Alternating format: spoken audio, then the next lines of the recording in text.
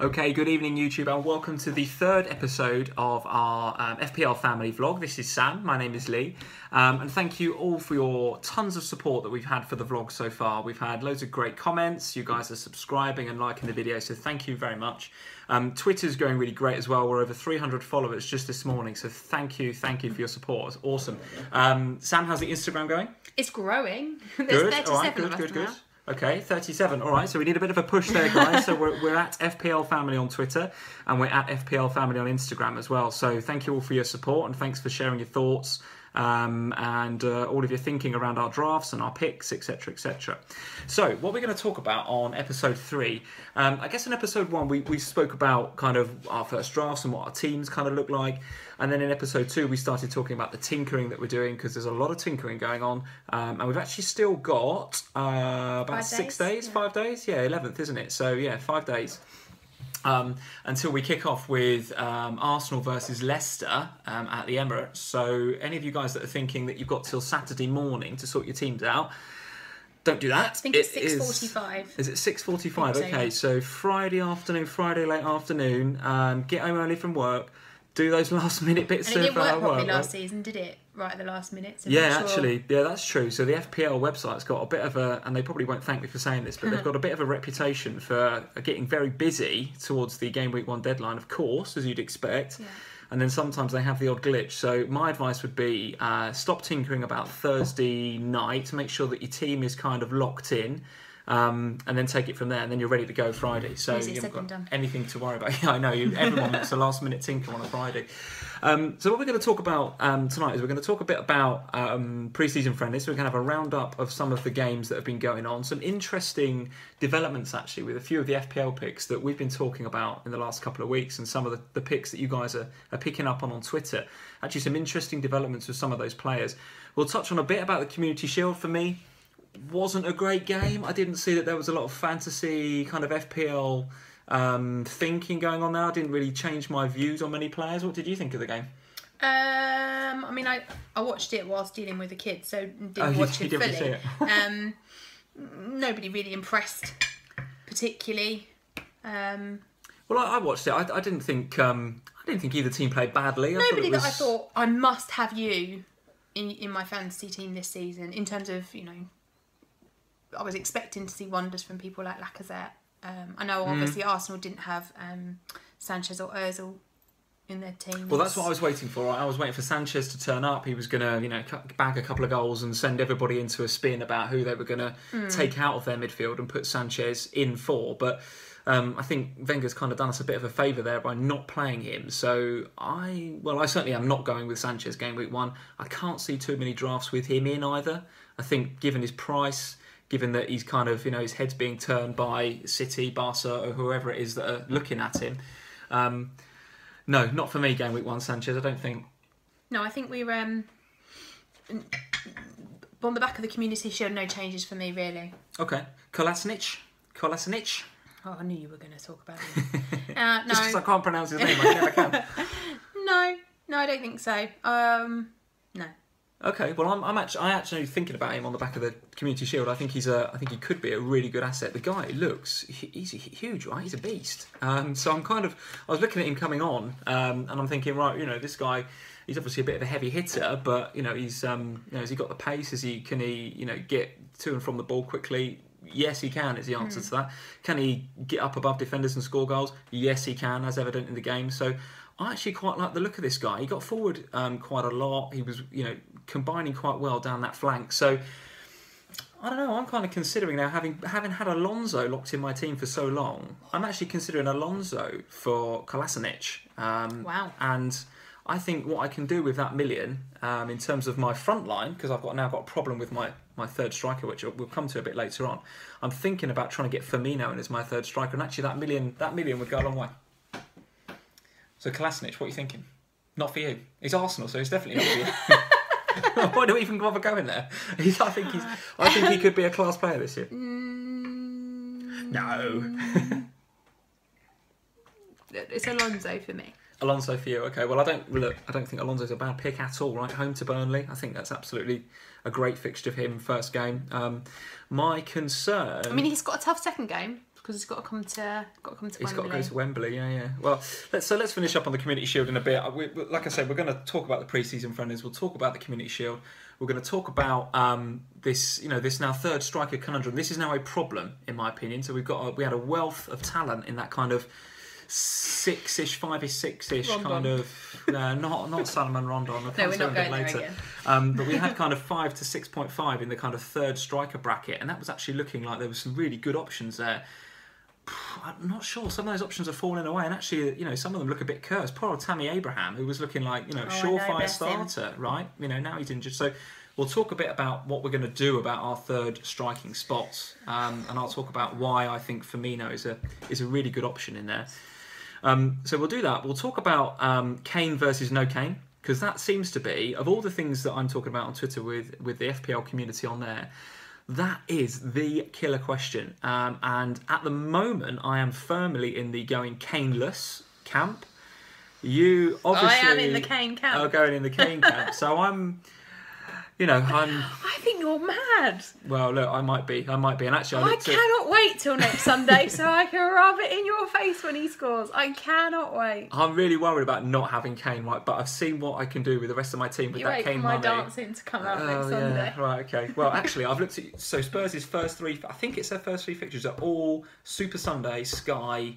Live games. Yeah, they and are. That is going to be just hideous. I'm going to be hiding behind the sofa, hoping that he doesn't score every game. And actually, this will make you cringe, but I'm actually thinking of going no Spurs to start with. And that's not just to wind you up. It is. I'm You're just trying to wind me up. And what's going to happen is you'll say all of these things now, and then on Friday night at 7 o'clock, when I check your team, they'll be full of Spurs. Because you would have bottled it. Oh, right, okay. Well, maybe. Well, I did have Kieran Trippier until a couple of days ago. We'll come to him in a bit. So I'm actually thinking, no Spurs going into the season. Am I mental? Well, yes. We shall see. So we're going to talk about all these things. On a postcode. Yeah, well, at least, comment below. Let us know. I mean, Kane or Kaneless. We'll have that debate in a second. And please give them some grief for it. I'll tell you what, if Kane and Rondon score game week 1, there's going to be some absolute scenes here at FPL Family. Might even go live. I'll be hiding behind the sofa. So we're going to talk about the game week as well, specifically, and that's what we're going to do week to week. So we've had a couple of special editions of this vlog, if you like, talking about pre-season drafts and tinkering, etc. But week to week, we'll typically be talking about the game week, those fixtures that are within it, where we see the clean sheets. I'm going to pick a top pick in terms of who I think is going to be the top point scorer. We'll share our captain choices, and we're going to have possible transfers that we're going to do. Possible transfers, yeah, as well. And we'll have a Sam's jammy pick as well, as we've discussed already. Sam's got this history in FPL of just randomly coming out with these random picks, and they just seem to come off. So we're going to talk about that as well. They're generally the ones I throw in my team last minute on a Friday night as well. Oh, it's just no thinking that I've not thought about all week. Happens. I just pick one and there we go. So yeah, pick it at your peril would be my advice there. So let's finish up on the Community Shield then. We went off at a bit of a tangent then. So Kolasinac, not for you. Alonso, you're sticking with him, right? Yes, Okay. I think so. I like I say, I was dealing with the kids while it was on, so I didn't watch all of it.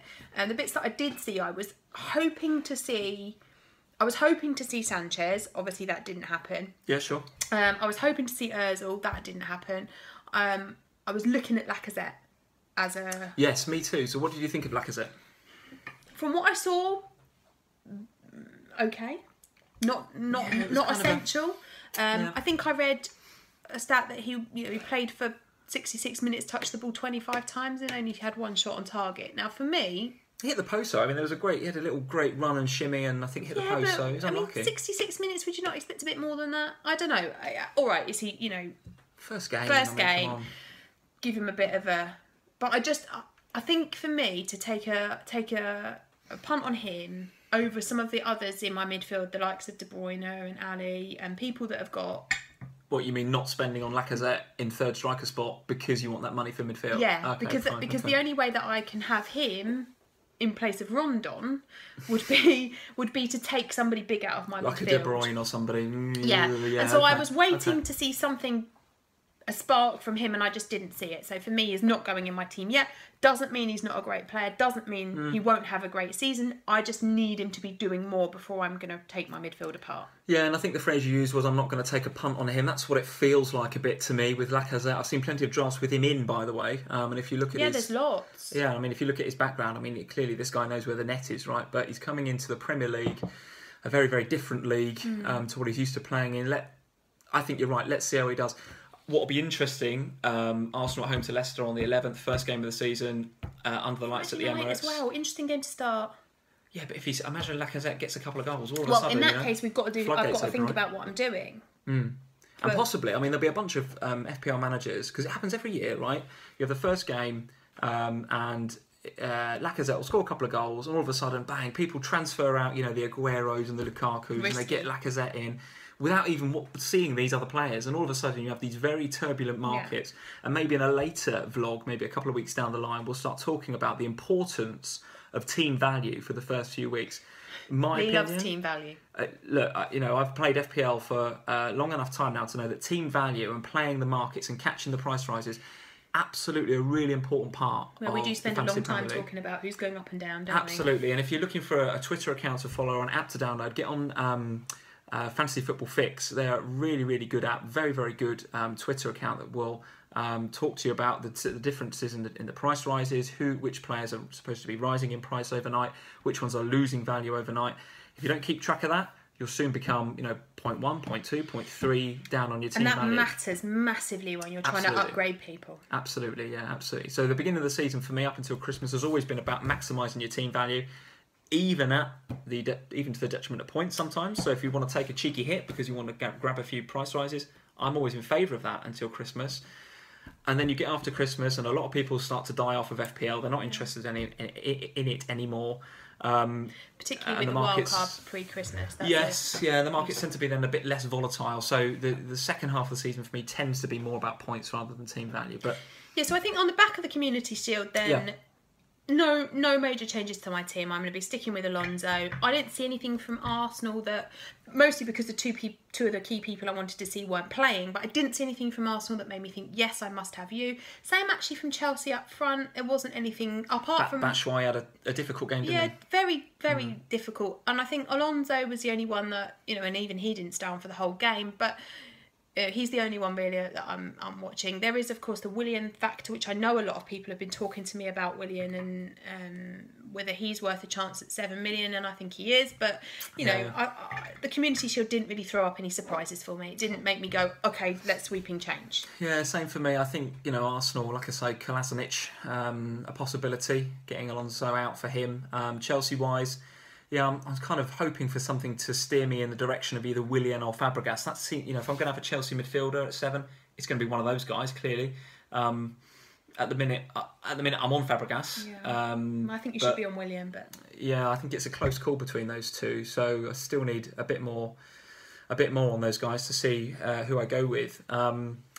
Up front, Batshuayi, difficult game. Morata come on, did a couple of nice holding up the ball things, but again, missed the pen in the shootout. So bit of a punt again. Look, he's good. He's clearly a good player. For him to have scored the goals at Real Madrid. All of these players are great players, but a bit of a punt in the Premier League, I think, for a fantasy. To start with, potentially, to start with. But another one again, right? If he scores a couple against Burnley at home, which absolutely could happen, the floodgates will open and people will get on it. So one to look out for. I do expect that will happen with Chelsea against Burnley. To be honest, sorry, Burnley fans. Possibly. Although Chelsea will be, not the sort of team to have their confidence knocked. I don't think by losing in the Community Shield. I don't think. No, I can't see that. A bit unlucky with the sending off potentially of Pedro, who gets sent off in a Charity Shield, by the way. It never happens, does it? So he might have been a little bit unlucky. Normally, really cagey affairs, aren't they? Not But no one wants to get injured. No one wants to be. No one gets sent off. Nobody gets sent off. No, not usually. So anyway, the good news is that if you have got Pedro in your FPL drafts, that red card does not transfer over to the Premier League. So you haven't got to worry about him being suspended or anything. If you want him in your drafts for Gameweek1, get on him. I happen to think Fabregas and Willian are better picks anyway. Yeah, me too. But let's look at that in the future. So Morata, missed the pen. Is that going to affect his confidence? I don't think it will.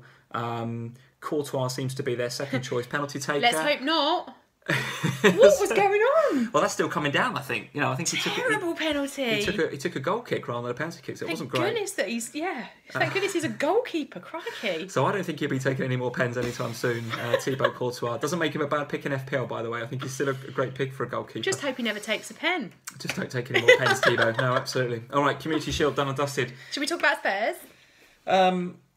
Yeah, go on then. So let's open this up then. Do you want to talk about this Kane versus no Kane? Okay. Or do you want to do Trippier first? Well, let's talk about the match. So those of you that were following us yesterday will know that we were at Wembley, and it was breaking my heart to walk away from the game, having been to see Paw Patrol with the kids. Oh yeah, we did. Yeah, so I ran a poll on Twitter, and over 50% said that we were at Wembley to watch the game. We weren't. We were at the Wembley Arena, the SSE, to watch Paw Patrol live with our kids. And we had to walk away from Wembley with all the Spurs fans walking the opposite way. I was heartbroken. You were gutted. But, yeah, I mean, I don't know. Spurs, we looked great yesterday, I thought. Some interesting things coming out of it. It's obviously Kane scoring in August. Yay! Kane scored in August. Does he not score in August? Doesn't usually score in August.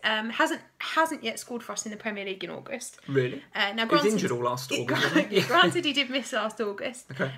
But yeah, hasn't scored for us in the Premier League in August. This was the first time we'd actually scored a goal for us in August. So go on then. Give me your reasons for Kane. It can't just be because he's now scored a goal in August. No. Well, obviously not. He's the golden boot, of course, from last season. I think. All right. People keep talking to me. Real reasons here. So people keep talking to me about this Wembley bock. Spurs have got a Wembley bock. Well, I didn't see any evidence of that yesterday. Did you see any evidence of that yesterday? No, I didn't. No, exactly. So I don't think that's an issue. You listen to the Spurs players talking, and I was giving you some grief the other night about when you were talking to me about this. You know, Spurs' training facilities have been changed so that they are matching Wembley. So got a bigger pitch at the training ground. Bigger pitches at the training ground. And actually Spurs. So for the non-Spurs fans amongst the people watching me jabber on about Spurs every week, Spurs has historically a smaller pitch.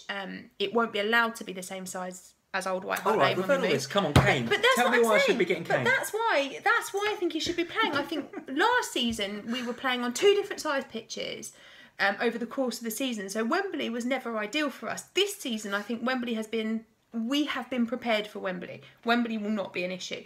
Harry Kane will score goals for us this season. He will score lots of goals for us this season. And I think there are a couple of factors for that. I think one is actually the dilemma you have in the midfield. So somebody was asking a question about who do you have at the Spurs midfielders, the 9.5s. So you've got Dele Alli and Eriksen, both looking good pre-season. Both on fire in terms of assists. Eriksen actually looking much better than Ali in terms of goals scored. And I thought looked really good yesterday. Okay. I think it's hard to pick between the two. There's been plenty written about the two. It's very difficult. But I think those two looking so strong in pre-season is another factor in picking Kane, because you're going to get constant balls into the box from them. The Trippier thing is a bit of a worry to me. Now, Pochettino has come out today and said that he said it isn't a big issue. It won't affect our transfer. On Trippier? Yeah. Okay. So I think he was wearing a boot though, wasn't he? He was wearing a boot, but it was supposedly a precaution until he'd been looked at. Didn't look great to me, but okay. Well, no, I agree. It didn't look great at all. But Pochettino saying not a big issue, won't affect transfer dealings, anything like that. So and he played in a fantastic ball yesterday before he got injured for the goal. I think you miss him. I think he gives you that balance, right? So I am a bit worried about him, but I also think that hopefully he'll be back for next Sunday. We have got until Sunday, so hopefully he'll be okay for Sunday. Hopefully it's just a twist of the ankle and he'll be okay. But I think all of those factors, the team itself is looking really strong, and I fear that by not having Kane in your team, you're putting yourself at a disadvantage, and I'll enjoy waving to you from the top of the league. All right, so your excuse is I'm picking Kane because he's good, and we've changed our training pitch. All right, that seems like a reasonable suggestion. Well, you watched him yesterday. He's good, and trust me, I will be cowering behind the sofa for the next 3 Sundays watching him play. I know you're going to go with Lukaku. Who are you going second choice then above Kane? Right, so let me talk about why I'm going Kane-less, right? So I did a piece on Twitter today about captaincy choices for the first 5 game weeks. You don't have to slam your pen down. I've slammed my pen down in disgust. You wait till I talk about no Ali or Eriksen either. So with Kane, I looked at who I was going to captain for the first 5 game weeks, and game week 1 I'm going Lukaku. Oh, I shared this. Game week 2, I think it was Liverpool and Arsenal looked strong. Game week 3, all right, you're home to I think Burnley, right? So you're going to have Kane there. I think Lukaku's at home to Leicester, so that's and forgive me if I'm getting some of these wrong, but Lukaku's got a reasonable fixture game week 3, so potentially you can pick Lukaku there. Game week 4, there was somebody else, maybe Liverpool again, or maybe Man City have got a decent game, so you're having a Aguero or a De Bruyne or a Jesus. And then in game week 5, I think it's another Liverpool or an Arsenal.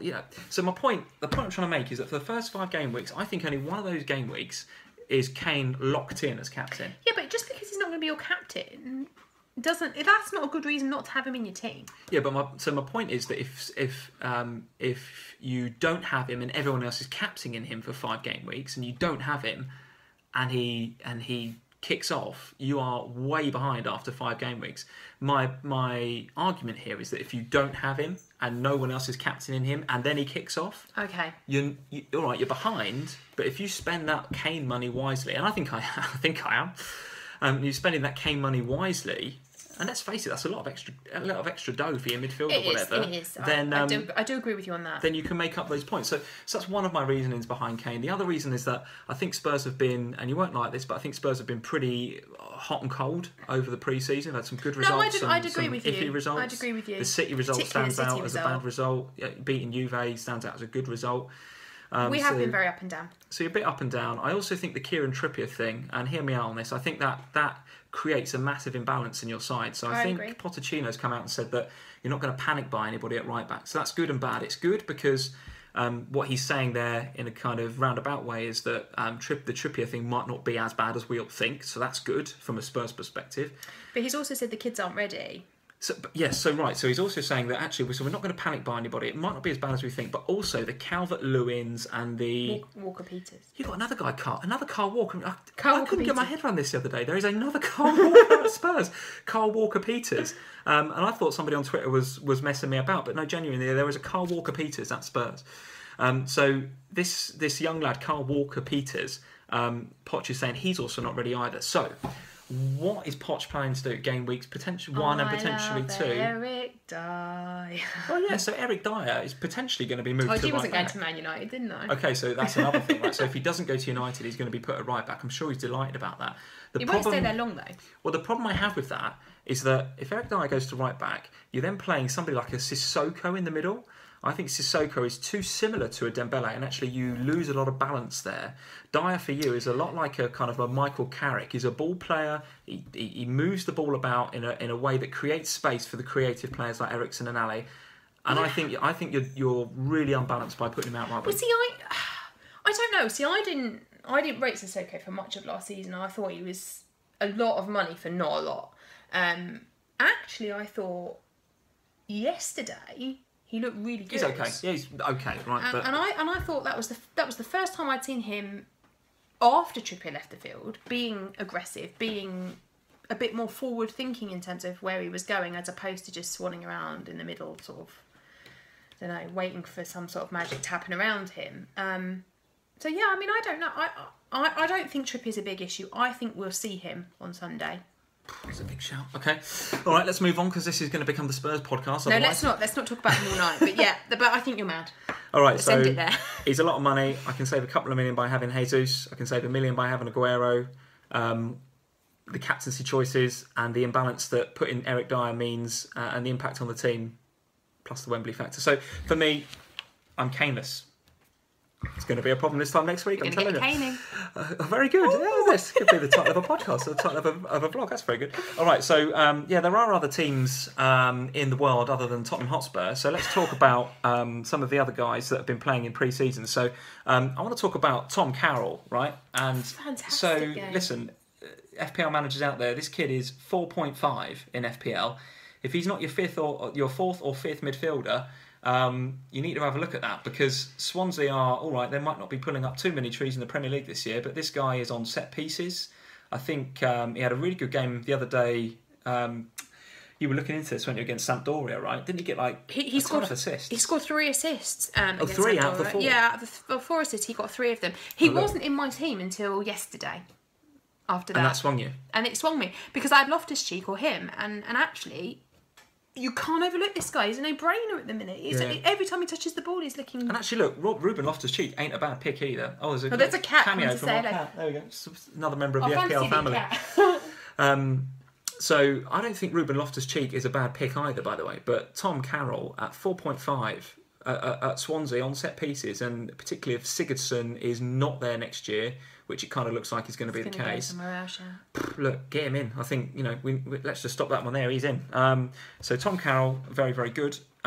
Southampton. So what do you know about the Southampton fixtures? They played against Sevilla the other day, who are no slouches, as we know from some of their recent exploits against other English teams in the Champions League and Europa League in recent seasons. I think Southampton beat them 2-0. I think a guy that you really like, James Ward-Prowse, played really well. So yeah, we'll talk about him again a bit later on. Okay, all right. So we'll park that one for a minute and come back to James Ward-Prowse later on. I got a feeling he might feature in your. He's going to feature in Sam's Jammy Picks later. Okay, yeah. all right. So James Ward-Prowse played well. Austin, I think, started on the bench, so that's a bit of a concern for me. And actually, Gabbiadini played quite well. Might have even scored, actually. He did score. Yeah, okay. So I'm now a bit kind of torn between the Austin and Gabbiadini thing, which is causing me a bit of a headache in the third striker spot. Again, that's a feature we'll come to in a second, because that is a big deal now, this third striker spot.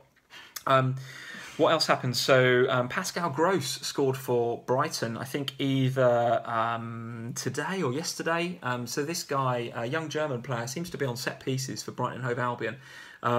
Really good little player by the looks of it. And Brighton fans, leave your comments either here or on Twitter. We know a little bit about Brighton, but not enough to really pass too much comment on this guy. But he actually looks decent, right? I think the free kick that he scored from might have taken a bit of a deflection. But listen, if he's on set pieces. And he's in a Brighton team that clearly score a lot of goals from what we saw last season in the Championship. Could be a good pick. I'd like to know. I wish I'd written down his price. I think he's in the sort of. Have a look. Yeah, have a look. I think he's in the sort of 5.5 bracket, something like that. And just while you're looking up that, another player in the sort of 5 bracket is Dominic Solanki, a player that Liverpool have bought from Chelsea for the measly sum of £3 million. By the way, can you believe that? £3 million. Yeah, I mean, this kid looks. What are Chelsea thinking about?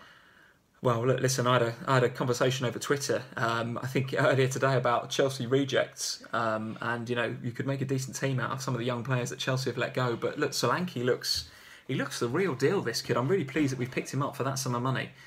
He's actually more than that on FPL. He's 5.0. Is he going to get regular first team starts? Probably not. I think Klopp's going to look at Firmino in that false 9 position. But Dominic Solanki coming in at 5. He looks. Sorry, just going back to Gross, he's 5.5. Gross is 5.5. Okay, so possible shout there for a 4th or 5th midfielder. But Solanki, yeah, I mean, for me, I'm not sure if I'm going to put him in my team, but say Firmino gets injured at some stage in the sort of opening few game weeks, Solanki could be absolutely an option. Looks, better than Origi already. I mean, might be doing Origi a bit of a disservice there because it's only pre-season. He's clearly going to stay fitter than Sturridge, because I can stay fitter than Sturridge week to week. Isn't it all about God with Sturridge? Well, yeah, So Sturridge is a bit of a he's got a history. Let's put it that way. But he's clearly in and out of the team quite a lot. So I think Klopp likes Firmino, but Solanki, put him on your watch list. I think the key thing to take out of yesterday's game, by the way. So Liverpool beat Bilbao 3-1. Solanki scored, but interestingly, Roberto Firmino was on penalties. So this is going to makes Milner a bit of a non-eventer for me. Well, yeah. So this is kind of moving on now to onto our next piece, which is about the curse, if you like, of the third striker spot, the cheap striker spot, if you like, which I think most of us were thinking. I certainly was thinking 2 biggies and a little. Yeah, I think so. And Lukaku was pretty much one of those 2 biggies, and then I'm kind of flirting around with Kane and Jesus and Aguero and all sorts of people. But my third striker spot was kind of, it was J-Rod for a while, but now he's looking as if he's playing a little bit deeper, and West Brom aren't playing, they've had a very hit and miss pre-season. Austin was benched yesterday, and I've now got this thing about whether it's him or Gabbiadini. West Brom are all over the place, yeah. And Southampton, Southampton, yeah. Gabbiadini and Austin, it seems to be some uncertainty as to who's going to play there. I look at some of the other guys in that bracket, like, the Rondons of this world. I'm not going to pick Rondon. Tammy Abraham as well. But then got injured for Swansea. So listen, that third striker spot is looking tricky now. And actually, with Firmino on penalties, given that Milner was on the pitch, 8.5. It's not exactly cheap, right? But it's not as a cheap. third striker spot, I think you've got to be looking at him now. Oh, yeah. The trouble is, so we had this conversation, didn't we, yesterday when you were talking about putting Firmino as your third. But I'm not sure. I think I think he's too expensive as a third option. So listen, last season I looked into this: 11 goals, 11 assists for Firmino. I think those are the stats. Didn't take any penalties. Clearly, Milner was on penalties last season. We got our fair share of penalties. I think we were second or first the amount of penalties we got, 7 or 8 penalties. You look at what Salah and Mane are doing and how often they're going to be found in the box. You'd like to think a lot from my perspective. I think Firmino, could you be looking at a 20-goal striker? It's a while since we had a 20-goal striker. Well, let's have some comments on that. Actually, it's not that long. It's Luis Suarez. Let's go back to those days. The good old days. The good old days at Anfield. Luis Suarez, yeah. So Firmino, for me, could be a 20-goal striker this year. So tell us in the comments what you think. Are you going Firmino for your third striker or even your second striker? Who knows, right? Okay, so that curse of the third striker. Who's your third striker, by the way? Who are you going with? Well, at the minute, it's still Rondon because... right, come on. No, it won't be. We're not having this every week. No, and it won't be... I just haven't had a chance to sort him out. I was really hoping... You liked Tammy Abraham for a while, didn't you? I did, yeah. So I was really hoping that either Rondon was going to do something yesterday in their game, and he didn't. So is Tammy Abraham out, or is he... He's certainly out for the foreseeable, I think, yeah. Oh, we need to look into that. Okay, so I'll be interested to know when he's back. So I'm having a real dilemma about it because I've got 6.5 for that. I've got an out there pick for you. Go on then. Mooney at Huddersfield. Scored, didn't he, against Torino? So Huddersfield scored a lot of goals last season in the Championship. Need to score a lot of goals because they concede a lot of goals.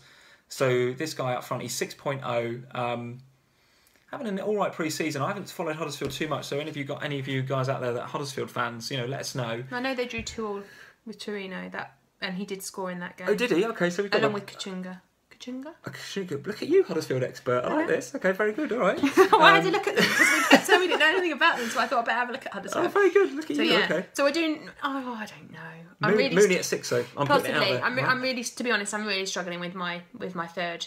Okay. All right. Well, if I go Firmino, it means I've got to look at how If you go Firmino, I'm worried. Okay. Well, I'll wait at Watford to start with, and then I'm not sure our second Watford game are is. looking decidedly. We can talk about them when we give our rundown of the day. But we've got a tricky opening few games. Firmino on Penza could work. Could be a good pick, possibly. I think. It means attacking my midfield a bit more. I've got to look at then, what I'm doing with De Bruyne and a few others. But at the minute, I'm going Firmino, and that's why I haven't got an Eriksen or an Ali in midfield, because I've downgraded them to Sahar to fund Firmino. So that's my thinking right now. Okay. You look devastated. I don't know. Kane out, Ellie out, and Trippier out in the last 24 hours. No, watch this space for my third striker. It won't be Rondon, but it will be somebody. Okay, cool. All right, so we're going to talk about this. So game week 1 talk about fixtures. the game week, yeah. Quick shout out before we do. I want to shout out a Twitter handle that I follow called Who Got the Assist. The guys Nick and Tom there. They're at the handle WGTA_FPL.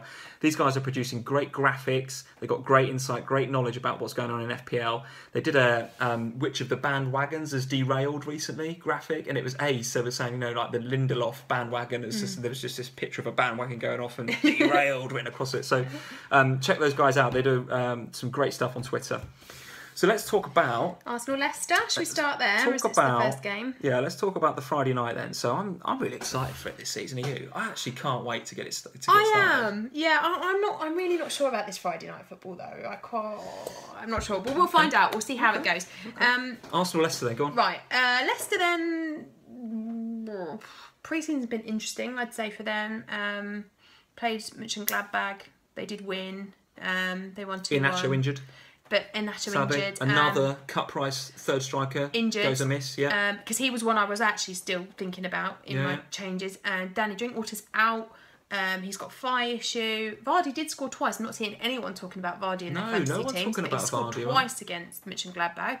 His price tag though, and his bit too expensive, Arsenal. I think, for where they are. And his way at Arsenal. I can't see anything other than an Arsenal. So going then home win, yeah. I'm going home win as well. It loads me to say it, but yes, I can't see anything other than an Arsenal victory. I'm going home win there. They'll be buoyed with their victory in the Community Shield this week. I think so too.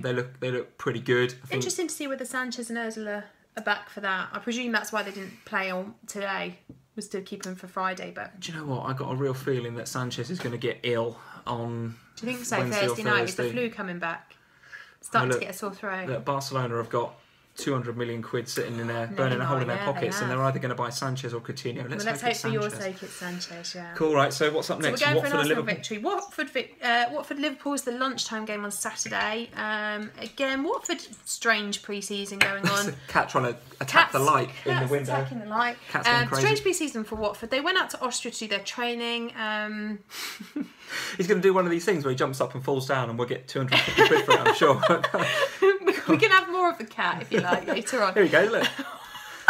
Harry, you're totally still in the limelight. Harry's really not, but he's not named after Harry Kane either, before somebody asks. So they went out to Austria for pre-season training. I'm not sure it's done them much good, to be honest. Played against Victoria Pilsen. They drew 0-0 with Villa. Lost to AFC Wimbledon 3-2. I can't see anything other than a Liverpool victory. You've been doing some amazing research. First you're a Huddersfield guru, and now you know everything there is to know about Watford. I didn't know any of that stuff about Watford. So it's a Liverpool victory. Yeah, I'd like to think we go for an away win there. Plus, you always play quite well when you go down to Vicarage Road. Do we? Yeah, I think historically, if you look at Liverpool at Vicarage Road. All right. Well, I think we've looked good pre-season, so I'll go away win there as well. Could we? We're going to agree on everything. Get a draw. This won't happen, not for long. Well, yeah. We had a row about Kane. So. You wait for him to predict a Newcastle victory. Yeah. Right, moving on to the Saturday 3 o'clocks then. Go on then, so who's up first? So it's Chelsea and Burnley first. Okay. I mean... Let's not spend too much time on that. Sorry, Burnley fans, it's a Chelsea win. It looks like a home win. Interesting, though, to see who, if Chelsea are going to win, who comes to the fore, right? Are we going to start seeing Morata? Are we going to start seeing Batshuayi? We've got to see somebody. Are we going to start seeing a bit more of either the Willian or the Fabregas thing? Willian, I think, for me. You're going for Willian in that game?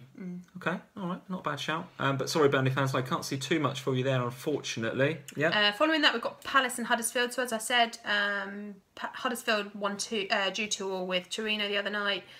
Palace looking really strong in the last couple of games. They are, you know. Zaha, not seeing him in very many teams either. But no, I don't know. I think on Twitter I'm seeing him quite a lot, and I certainly drafted him in and out. But I think he's locked in now. 7 mil. Yeah, I think a lot of people were either on cheapy. And what about Benteke? People were either on Ruben Loftus-Cheek or they were on Millie. I'm just going to call him. I can't pronounce his full name. Millie Jovetic, I think, in the middle of Palace's midfield. Although he played centre half actually today in a game that Palace were playing. So he's kind of reverse out of position, if you like. So could be on penalties. So that's one to look out for. But for me, I think if you want the value in Crystal Palace, it is Wilfried Zaha. I'm expecting big things from this kid this year. I think he's going to be really, really good. And the only thing to watch is that they've got this nice fixture, which is home to Huddersfield, which, you know, we've already talked about Huddersfield's potential to concede goals is high. One thing to consider is what Palace's fixtures look like after that. It gets a bit trickier for them. But look, I think Zaha's a good pick for me. He's one of the good, the magnificent 7 in the middle there. So he's got a place in my team. So I'm going to go... victory? I'm going to go a narrow Palace win. Yeah, I think both will score. I don't think there'll be clean sheets in that game. I'd agree with that. If I had a few quid, I'd probably go both teams to score. I don't think I'd be going for any defence. No, I like you say, Benteke, I think scored again the other day. So looking good. It's all going to be about the forwards, I think, in that game. Okay, so a win for De Boer in his first game. Who's next? Then we're off to Everton. They're playing Stoke. Everton-Stoke, okay. Interesting game, this one, I think. Yeah, go on. You go first. Hard to call. Stoke are often hard to break down. Everton... I'm not sure what's going on at Everton. I think Stoke once upon a time used to be hard to break down. I'm not so sure about them anymore. I actually think Stoke are going to have a tricky season. I think still Mark Hughes, isn't it? Yeah, it's still Mark Hughes. I think they're in for a tricky season. I think they've got some all-right players, but I think they've got some prima donnas in there as well. Arnautovic was a big player for them, gone. That's true. They need players like Bojan, etc., to kind of step up. Rooney factor for Everton? Yes, but I also think that they've signed some really good players in the summer. Right? I really like Davy Klaassen. I think that is a great signing that they've made there. I think he's going to sit nicely in that midfield and provide some ammunition for the likes of Rooney and Morales and people like that. So, have a look out for Klaassen in that game. I'm going to go home win there, and I'm going to go a comfortable home win for Everton. Ooh. Sorry, Stoke fans. I think you might get a bit of a battering on the opening day there. So I'm going home win. Because I had a draw.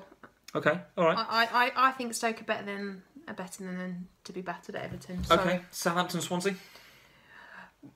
this one provided me with a lot of ups and downs, because Southampton, for me, they've got, we've talked before, five nice starts, so they were all over going to be, but I don't think they'll keep a clean sheet.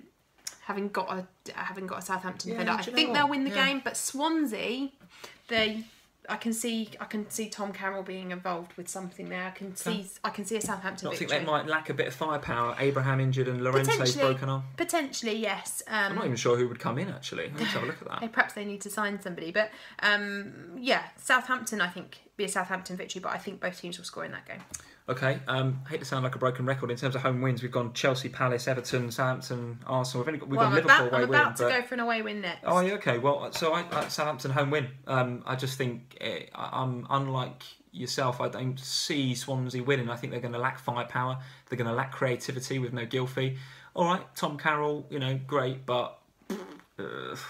Not sure. He can't do it all by himself. Depends what happens with Gylfi, really, doesn't it? I expect over the next few days that will come. Even if he plays, I'm not sure his head's in the game. But so nevertheless, I'm going again a home win there for Southampton, even though they've been a bit hit and miss in pre-season. Okay, then we've got West Brom versus Bournemouth. Now, for me, West Brom have had a very odd pre-season.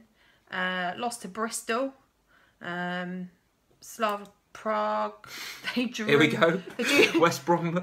They drew 1-1 with Leicester. They're just very up and down. There just doesn't seem to be any consistency there. They certainly don't seem to be as solid as they once were. I'm certainly not sure that he knows. I don't know what his best team looks like. I completely think you're right. Particularly in the final third with the kind of Rodriguez dropping a bit. Agree. Do I play Rondon? Do I not? I mean, I think he put Rondon in from the start and then he didn't bring him in the squad at all. All right, might be injured or something. No, and then he put him on the bench. It's just like he doesn't. I'm not sure he really knows where he is with that. Whereas Bournemouth, on the other hand, good pre-season, looking really positive. If you look, I was looking at a statistic earlier. I showed you about the growth of Bournemouth over the last few seasons. Third season in the Premier League. Ake and Defoe. I'm going for a Bournemouth win. All right, okay. I'm going to go draw there. Not sure why. I'm going to go draw just to disagree with it. Right. Brighton and Hove Albion versus Man City. What's there to say? City. Yes, my head definitely says City. Brighton at home in their first game. You're not seriously going to suggest Brighton are going to do anything against Man City. Look, I think so. Look, the way that City started the season last year, they flew out the traps. They had and this pre-season they've seemed to be flying. Football being football, it wouldn't surprise me if something come and just knock them back a little bit. I've dropped my pen again. You've dropped your pen. I've gone crazy. Look, it's an away win for me as well, right? Brighton will, I think, be resolute. They won't want to get. They'll be in the players' minds. We won't want to get hammered in front of our own fans. Yeah, first game of the season. They'll be resolute. I still think City will win. Clearly. Yeah. It'd be interesting to see what sort of team Pep puts out, right? We need some clues about what he's doing and where he's playing, right? I do agree with that. I think we've got the KDB locked in. Is he going to play Sané? Where's he going to play Jesus? Is he going to play Aguero? We think he is. But I think City are, with Man United, the favourites for the league this year. They started off the season in red-hot form last year under Pep. I'm expecting them to do the same this year. They've got a pretty reasonable run of the first sort of 5-6 fixtures. Mm-hmm. I think they will fly out the blocks. It's the reason I'm going no Spurs, because I'm going KDB, Aguero, and possibly someone like Danilo or Walker at the back as well. I'm a bit all in on Man City at the minute. I think they're going to fly. Sorry, Brighton fans, you'll be resolute, but they'll break you down 2 or 3-0. Okay, moving on to Super Sunday. Newcastle Spurs. We can't talk about this for too long. Obviously, I'm going about Spurs quite a bit. Yeah, obviously, I'm sorry, Newcastle fans, but I'm going away win. Not because partly because I'm a Spurs fan, but mostly because I genuinely think that we are better than Newcastle. All right. Sorry. I'm going draw. Stop dropping your pen. I'm going draw because for all the reasons that I said before. I think the Trippier thing is a big deal, right? I think it's having Eric Dyer out there really upsets the balance of the Spurs team. I'm going to draw there because the Newcastle, it's a long trip for you up to Tyneside. I think it's a tough first game to go away to Newcastle. I'm not sure we're still going to be married next Sunday night. This is the last of the vlogs that we're going to be doing. So I'm going draw in that game. You're going win. All right, let's see how that goes. And then lastly, finally, Man United versus West Ham. For all the reasons that you just said, it's a home win for United. Yeah, sorry, Hammers fans. If you're out there and you think differently, let us know. I do think Hammers fans are going to have a good season. I do think West Ham will have a good season this season, but United all the way till on that game. I think Mr. Lukaku is going to want to have a good game in front of his home fans first game. I'm expecting Mr. Pogba to play pretty well as well. Hammers again. I watched them play Man City in a pre-season friendly a few days ago, and defending was it was diabolical, to be honest. I mean, I know I was playing City, and City looked very, very good going forward, but West Ham looked terrible. So unless they can shore that up, and unless Joe Hart has a bit of a stormer against a former arch rival, I can only see a Man United win there at Old Trafford as well. So, all right, so that's the fixtures. So let's talk about who I think is going to be top pick in terms of points. I'm going for the fixture we just spoke about, Romelu Lukaku. I'm expecting him to have a good start to his Man United career. I think he's a fantastic signing for Jose. I'm expecting him and Pogba to strike a bit of chemistry on the pitch. They already have off the pitch. So I'm expecting that to work well. I also think Henrik Mkhitaryan as well could be, as a name I can actually pronounce. You can say that one. Henrik Mkhitaryan could have a good season for United. He's kind of got over his first season jitters. Let's hope that he's kind of settled down a bit now. I'm expecting big things from him this season. I think he could be very good if he gets a run of starts under Jose, which I think he will, because I think Jose is starting to like him and trust him a bit more now. So if you look at United's firepower with him and Mata and Pogba, the wing backs as well with Valencia, etc. I think that's so much ammunition for Lukaku. He's going to be such a focal point for them. I'd get him down for a couple of goals at least against the Hammers. So he's my top pick. He will be my captain as well. Let's talk about and wrap up on your jammy picks. So there's a few in that category this week. James Ward-Prowse down at Southampton. I think he's a really good option. Yeah. He's certainly going to be in my starting 11 this week. Should we have some rules for your jammy pick? Like they need to be owned by less than 10% or something, or less than 5%? That makes it really hard then, doesn't it? Makes it really hard for me. James Ward-Prowse, I've seen him in a lot of picks, but okay, I'll potentially let you have that. Okay, well, another one you're going to complain about then is Tom Carroll down at South. Everyone's going to have Tom Carroll. It's not a jammy pick. He's not a jammy pick, but I think in terms of he's one that most people would perhaps leave on benches. Fifth midfielder. What are they, away to Salisbury? Oh, okay, yeah, maybe. So yeah, don't miss out on the Tom Carroll points. I think he will get you points this week. Another one again that I've not seen in many teams, and we've briefly touched on him. Benteke, I think could have a really good game. Now that's a good jammy pick, because although he's 8, so he's not exactly a cheapie. He's not cheap. I haven't seen him in many drafts. So jammy picks don't have to be cheap. Just to clarify, they don't have to be cheap. But I think nobody's really talking about him. Everybody's talking Kane. Everybody's talking about those big players. And at home to Palace at home to Huddersfield, I can see him having a good game, particularly with the way Zaha is playing. So as a jammy pick possibly, and then we can chuck your Mooney guy from Huddersfield in there as well. For me, it's James Ward-Prowse this week. James Ward-Prowse, okay. I also like Davy Klaassen. We touched on him at Everton. I think they're going to have a good game. They're going to start off well against Stoke. Rooney's homecoming. You're not having Rondon then as a jammy pick? No, because he's... Bless him. Goodbye, Rondon. All right, so we're going Lukaku top points. We're going James Ward-Prowse as the jammy pick with an honourable mention, I think, to Benteke. Definitely. I like that, by the way. I think we'll be talking about him next week. That third striker spot is going to be a problem now with some of the cheaper strikers dropping out. So we're going to start looking at the 7s. We're starting to look at the Rooneys and the Bentekes and the Firminos. So watch this space. I think Benteke could have a good game. That might be a good shout, that. And he's not in my team yet. And he's not in my team yet either. Well, I'm going to go Firmino, I think, third striker, but... watch this space. We'll see where we go. So I think this is going to be the last vlog before Game Week 1 kicks off. So good luck with your fantasy teams. We'll be on Instagram and Twitter if you want to talk to us about your drafts. We will. Send us your drafts. We'll send you our feedback and send us who you think is the best captain pick. And we also want to hear your jammy picks as well. So we've spoken about Ward-Prowse and Benteke. If you think I'm a plonker, tell me. Well, you could get some feedback you might not want to hear on Instagram asking people that. But if you like Mooney, or if you like, if you like Mooney or Rooney, that sounds a bit weird, doesn't it? But if you like Mooney, Rooney, Benteke, James Ward-Prowse, even Tom Carroll or Ruben Loftus-Cheek, if you think those guys are good jammy picks, let us know. All right, that's it for this week. We'll see you next week. Sunday. Good luck. Bye. Cheers.